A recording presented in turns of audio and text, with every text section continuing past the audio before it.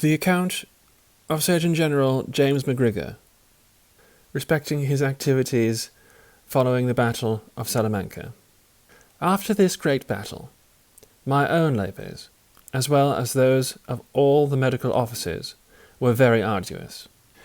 By the desire of Lord Wellington, I repeatedly wrote to him on the state of the wounded, and particularly respecting the officers, the nature of their wounds, and those likely to prove fatal. I received 3 letters from his lordship, in 2 of which he pressed me much to join headquarters, but in the 3rd in such terms that I immediately set off. At several places on my route I found considerable numbers of sick. Some of them were left by the parties of recruits proceeding to the army, who had fallen ill in the long march from Lisbon. Many others had been left sick by the divisions of the army on their march from Salamanca to Madrid. The causes of the diseases of the greater part of the soldiers were dissipation and drunkenness, but not a few officers were likewise sick at those places.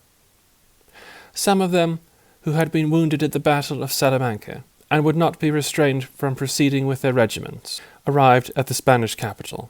The situation of some of these parties, men and officers, was in many instances most deplorable.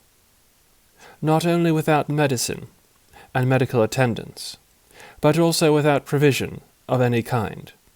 Many of them were fast sinking, in the last stage of disease, and not a few officers, as well as men, had died without having been seen by a medical man.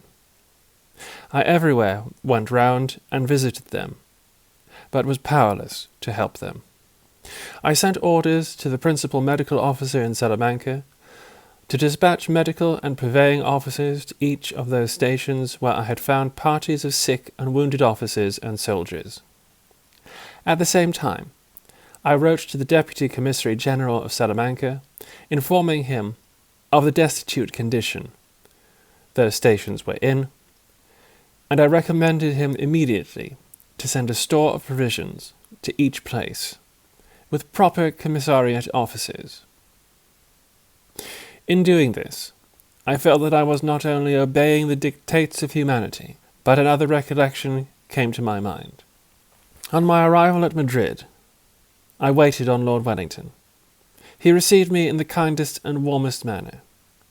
He was sitting to a Spanish painter for his portrait, and after receiving me, he asked me if I was not too much busy to sit down. I gave him the detail of the state of the wounded at Salamanca, with that of my journey thence. I related to him the number of sick I had met with at so many places, and their miserable state. But when I came to inform him that for their relief I had ordered up purveying and commissariat officers, he started up, and in a violent manner reprobated what I had done.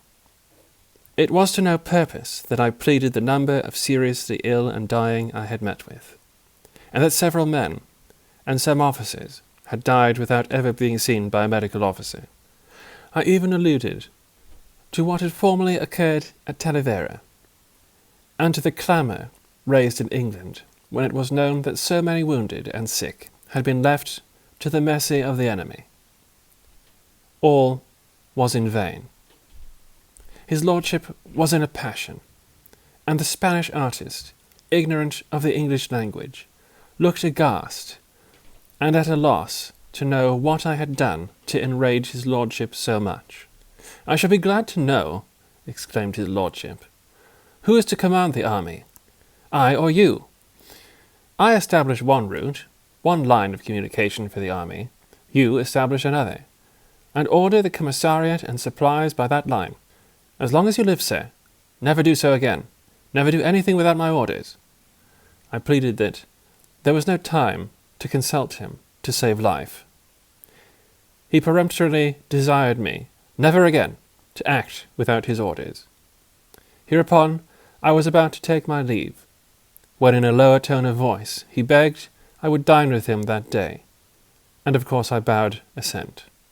At dinner the Duke showed me unusual civility, and marked attention, desiring me to sit next to him on his left, the Prince of Orange always sitting on his right hand. The guerrilla chief, El Médico, in English, the doctor, dined there that day. His lordship introduced us to each other, and was very humorous, calling us brothers in the profession of medicine, but said I had not so much distinguished myself in a military capacity.